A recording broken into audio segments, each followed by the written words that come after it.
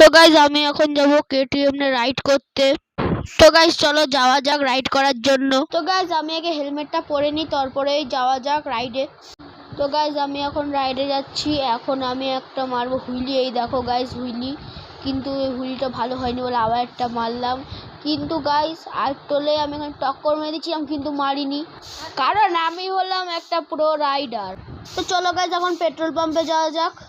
তো গাইজ আমি finally petrol পাম্পে চলে এসেছি, কিন্তু গাইজ পেট্রোলের যা দাম, এ তো দেখেই আমার ঘু বেরোয় গেল। তার জন্য পেট্রোল না ভরে আমি চলে গেলাম গাইজ বাড়িতে, যাতে আমি টাকা এনে পেট্রোল ভরতে পারি, আর যা টাকা বেঁচে থাকবে তাতে একটা জেল এক্সটেন্ডার কিনতে পারি। তো গাইজ আমি ফাইনালি বাড়িতে চলেই এসেছি টাকাটা নেওয়ার জন্য, কারণ আমাকে পেট্রোল ভরতে হবে। তো চলো গাইজ ঘরে গিয়ে টাকার ব্যাগটা আনা যাক। টাকার ব্যাগটা এনে আবার দেখা হচ্ছে তোমার সঙ্গে বাইরে। তো গাইজ আমি টাকা নিয়ে বাইরে চলে এসেছি। এখন আমি পেট্রোল পাম্পে যাবো পেট্রোল ভরতে। তো গাইজ চলো এখন যাওয়া যাক পেট্রোল পাম্পের দিকে। তো আগে আমি গাড়িটা ঘুরিয়ে নিই, নালে আবার যাতে অসুবিধা হবে। তো গাইজ আমার গাড়ি ঘোরানো হয়ে গেছে, চলো এখন যাওয়া যাক।